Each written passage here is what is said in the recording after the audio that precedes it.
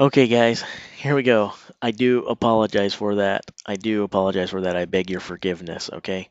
But again, many of you sat here and joined me on day three, just the same as you did on the first 2 days of the qualifier. We sat here and painstakingly waited through World's Strongest Man to give us the results. And we watched and waited and watched and waited and talked and debated. And you notice that waited and debated rhyme? Anyway, who gives a crap? What you really want to know about is the results, right? Day three was pretty exciting, even though there wasn't a whole lot going on in terms of you really only had one real event, and then you had the stone off, which only a couple guys compete in. You would think there's not a ton to talk about, but that's actually not the case at all. It was pretty exciting. It was pretty wild, and we're going to get to that real quick. Okay, we're going to go over the results. So let's first start with Group One. The interesting thing about Group One is, like every other group, the group leader had already sealed the deal going into the day. Tom Stoltman was at the top of the leaderboard. The guy really didn't have to do much. He basically had to walk up to the wrecking ball, hold it for a second, drop it, and head home with the victory. And that's pretty much what he did. He held it for 4.63 seconds, okay? But he'll be joined in the finals by Gabriel. And what I want to talk to you guys about this is because something happened that doesn't happen all that often, and it actually happened a couple times today. So if you guys know about stone offs, basically the way this works is that when you when you go ahead and get into the stone off, if you're in the second place position, you've got a dominant fashion because all you have to do is equal what the third place person does. A draw for you is a victory. So essentially, if the third place guy lifts 3 stones, you lift 3 stones, you win. Even though it's the same number, you win because you were ahead of him. But the person in the third place position must beat you outright. If they do three, they have to hope that you don't do three. And if you step up there and do three, that could come back to a fourth, and you'd better not complete it. Otherwise, again, that draw is a win. So basically, if you're in second, a tie is a victory. If you're in third, you've got to beat that guy by one. You must beat them outright to go on. It doesn't happen very often, guys. So going in to the stone off, Kevin Ferris was up on top of Gabriel Riom. Ferris was in second, Riom was in third. It didn't stop. It didn't stop Gabe. Big game came up there. Ferris got 5 stones, and Gabe did 6.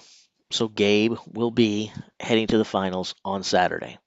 So that's kind of what that's going to look like. So we'll go over here and I'll show you the order of this again. Tom Stoltman, then Gabriel. Ferris has finished third by nature of losing the stone off. He was ahead, but that's not what's happening. Okay, so pretty exciting. Gabe really gave us what to talk about. The Canadians have just done well all the way around. So next up in Group Two of the World's Strongest Man. This has been the group that people have been talking about most of the week for a couple reasons. Number one, Mitchell Hooper has given us a lot to talk about, a whole lot to talk about, okay? And he still did, and we're going to be still talking about him this weekend, I'm sure. But the other reason that Group 2 gave us something to talk about is the reason that a group would typically give us something to talk about that includes this man, Brian Shaw. Whatever group Brian Shaw is in, people are going to want to talk about it because so Brian Shaw goes, so that goes the sport of strongman, basically. He's the most successful guy that we have running today. He's the 4-time world's strongest man. He's probably the most well-known guy in the space. Super respected, doing a lot of great things for the sport outside of competing. Now he's running his own competitions. He's sponsoring a lot of guys, helping to develop them. So it's pretty cool. And of course, he's running his own Shaw Classic, which should be coming up here pretty soon, and I will be going out there. Uh, and one of the reasons we've been talking about Brian Shaw this week isn't just because he's been Brian Shaw, but because for over a decade now, the man hasn't just made his way to the finals, but he's done it winning his group every single time, year after year after year. It's been like a foregone conclusion. You can set your watch by it. Brian Shaw will go to the finals because he's going to win his group. This year, Mitchell Hooper said, "No, you're not. No, you're not, because I'm going to win." And Mitchell Hooper came and he did exactly that. Meanwhile, Brian Shaw has been up and down this leaderboard like crazy. At the end of day one, he was in second place. At the end of day two, he was tied. He was tied for third with three different people. With three different people. Um, and then it really didn't look like he had a whole lot of chance, really. Then he comes and in the wrecking ball, he does enough to wind up with a third place position because Bobby Thompson smashed not only the log lift, but he did better than Brian in the wrecking ball hold as well. Mark Felix did what he always does and held, the grip events for 6 months. Look at that, 140 seconds. 140 seconds is what Mark Felix put up. Over 2 minutes, nearly two and a half. He could hold the thing forever. So Bobby Thompson beat Brian Shaw by 15 seconds. What that did is that put Brian Shaw into the third place position, which again, you don't want to be in the third place position. But if your name is Tom Stoltman or Brian Shaw or Trey Mitchell or someone like Martinez Lises, someone like that, you can win from the third place position. You can do it if you're one of these guys, but you still don't want to have to do it. But Brian actually had it pretty easy in the stone off, even though he was in the third place position, only because Bobby Thompson, if you look here, he managed 0 stones. Bobby did not get a single lift. He got 0 stones. So basically, Brian picked the thing up once, and Bobby couldn't answer, and that was it. So Brian wins the stone off from the third place position by picking up a 140 kilogram stone once, and that was it. Bobby Thompson couldn't do it. I'm shocked. I'm shocked. So in the in the final on Saturday, it's going to be Mitch Hooper and Brian Shaw.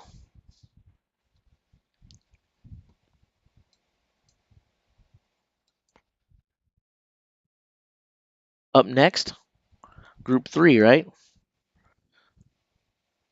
I wonder how. Uh, why is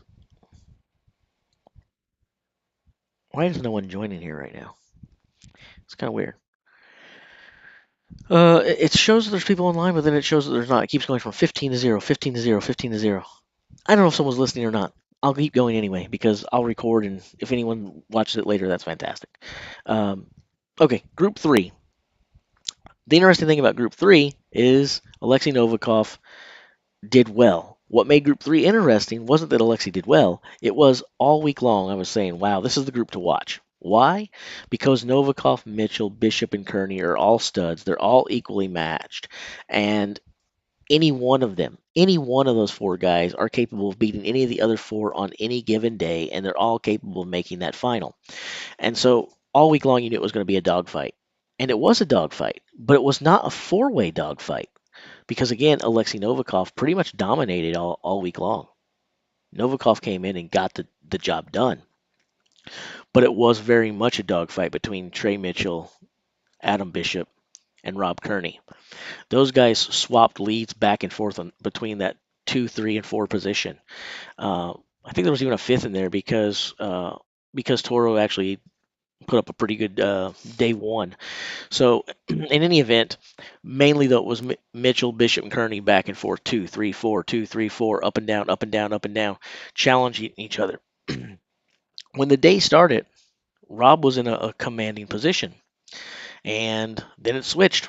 Bishop was in the 2 place, and Rob was going to have to, uh, or yeah, Trey Mitchell was going to have to bounce back and win from the third. Again, I already said Trey Mitchell is one of the few guys who can actually win from the third place position, but he did something great. He went out there in the wrecking ball hold. If you look here, and you'll see that Trey won his group outright with 126 seconds, over 2 minutes for him, just like over 2 minutes for Mark Felix. Meanwhile, Adam Bishop lost the second place position. He only managed 2 points. He finished fifth in the wrecking ball hold. That caused Bishop to drop from second to third going into the stone off, which was bad news because now all Trey had to do was tie him. Whereas before, Trey would have had to beat him. And this is crazy because I want you to look at the screen right now. If you can see this, and if you can't, I'm going to zoom in because I want to show you exactly what I'm talking about. This is freaking nuts. I want to show you exactly what a battle we had between these guys, okay? And why Bishop falling out of that spot from three from 2 to 3 is so devastating. Look at this, guys. 11 stones. Not 6, not 7, not 8, not even freaking 10. Adam Bishop picked that stone up 11 times. He would not go away. And Trey had to just match him. That's all Trey had to do was match him. Now, if you think about this, if Trey had been in third position, he would have had to get a 12th stone. Maybe Trey could have did it. I don't want to sell the guy short and say he couldn't. He's one of the best stone lifters in the world. But do you know what a monumental effort that is? To do 11, it's otherworldly. That's crazy. If I have a feeling that if Adam Bishop hadn't lost this position in the wrecking ball hold, if he hadn't finished fifth there, and he could have held on to that second place position, he might be heading to the finals. But he didn't have a very good wrecking ball hold, and the result of that was Trey jumps him, and now Trey is heading to the world's strongest man final this weekend by virtue of an 11 stone battle. So again, when I told you guys it was a dogfight between these guys, not joking, right? Isn't that incredible? 11 freaking stones. All right. The next thing we got to talk about is group 4. That's the group of the dragon, right? So when we're looking at group 4, we're talking about Martinez Lisis, and Martinez did what all of the other group leaders have done. Dominant. He was basically locked up and ready to go to the weekend when the day began. Now, technically, he had to pick up the wrecking ball and hold it for a second. Let me rewind real quick, 1 2 second.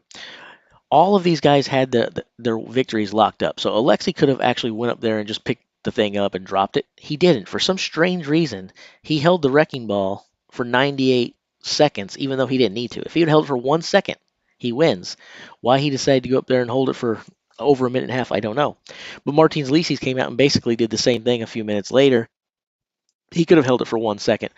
Now, it looked like he only had a 4.5 point advantage rather than a 5.5 or 6 like the others, so you would think that he would have had to battle a little bit. But the reason he didn't, he only needed to hold it 1 second, is because Shane Flowers had to withdraw from the competition.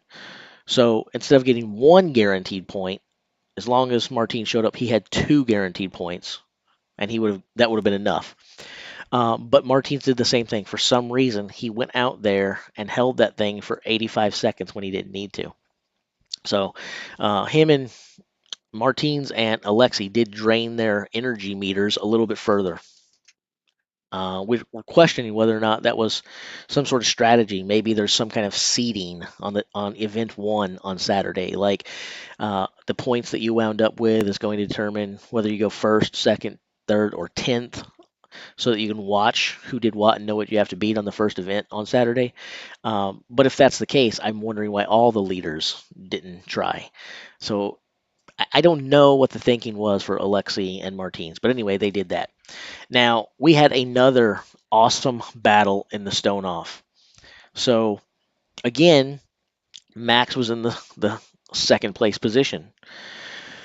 As I just said, if you're in the second place position, you do not have to win. You just have to tie. A tie is a win. And much like Trey being grateful that he was in that second place position, Max is probably grateful too, because Pavlo was not going down without a fight. It wasn't quite 11, but it might as well have been. It wasn't far off. Look at this. Pavlo went out there and did 10 stones. 10. So Max matched him. But the effort that these guys put in, Pavlo, Adam Bishop, really, really saying, we don't give up because we're in the third place position. Both of those guys really challenged it, and they really made those second place guys step up. And 10 and 11 stone efforts, all 4 of those guys, Herculean, right? That's crazy. The thing here, though, I'm applauding all 4 of them for doing that. I'm also feeling a bit sorry for Max and Trey, because if you think about what that takes out of you, it's a lot. That's a lot. They are going to be dead come Saturday, having to lift 10 and 11 stones.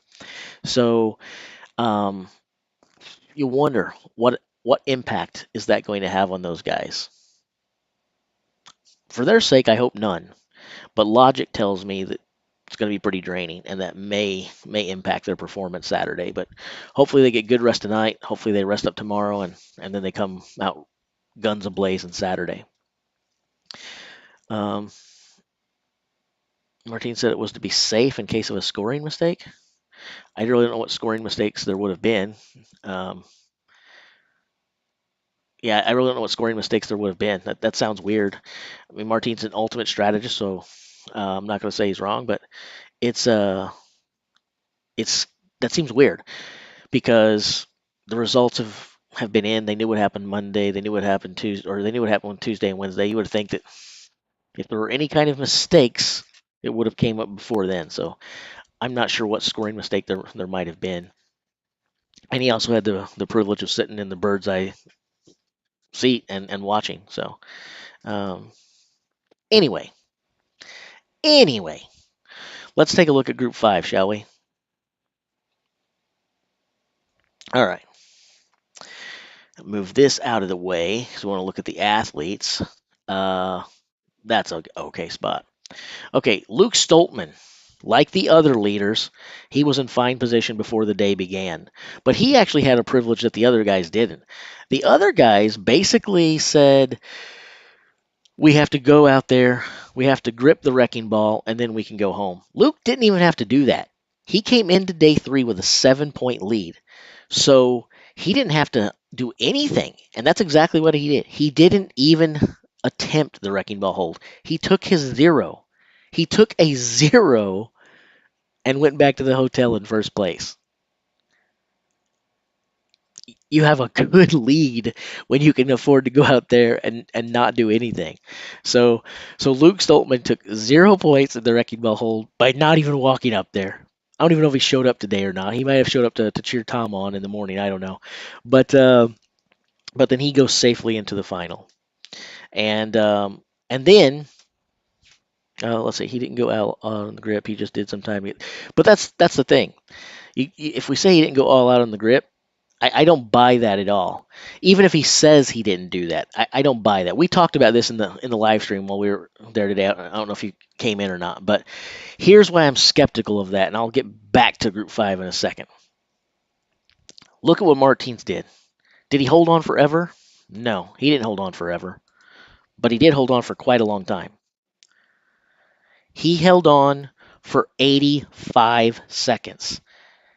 He got to go next to last. The only person who got to go the only person who got to go after Martins was Max because he had that log lift of 10. So Martins was sitting there watching.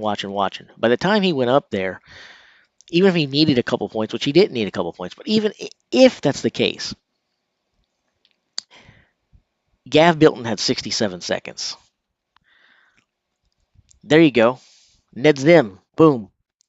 72 seconds. Why? If you're just trying to get points and beat the other guys, why hold it for 13 seconds longer than that guy? If you're just trying to get the points, he got 72 and a half. You just saw what he did. Hold it for 73. Hold it for 74. 75. Drop it. Don't hold it for an extra 13, 14, 15 seconds. Especially when you look at it at 85 seconds, the leaders are only 6, 7 seconds away. You've already held it for a minute and a half. You're 3 or 4 seconds away from having a victory. Why put all of that effort in to grab 1 or 2 points when you could have let go a long time ago, had the same number of points, and now a few more seconds you can have even more points? When you hold it that long and the leaders are that close to you, it tells me that you probably held it about as long as you could. That's what the logic tells me when I look at those times, if that makes sense. Well, I mean, you can say that there's no way in hell that's Martin's max grip, but um, It doesn't make a lot of sense to hold it almost 15 seconds more than the guy you just passed if you're not trying to hold it. And it doesn't make sense to let go if the leaders are just a few seconds in front of you. Okay, I heard you. He wanted 3 or 4 points. Why not drop it sooner after he got his 3 or 4 points? Why not drop it sooner?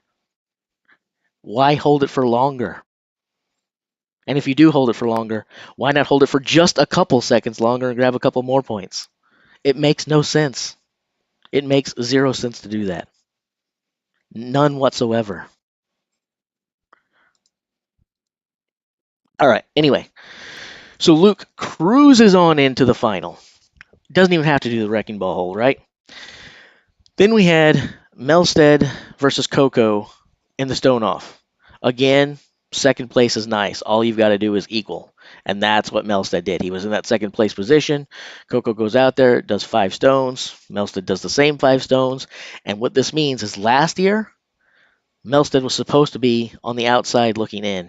He wasn't supposed to sniff the final, but he did. He made it to the World's Strongest Man final in 2021. In 2022, he was not supposed to make the final. He was supposed to be on the outside looking in.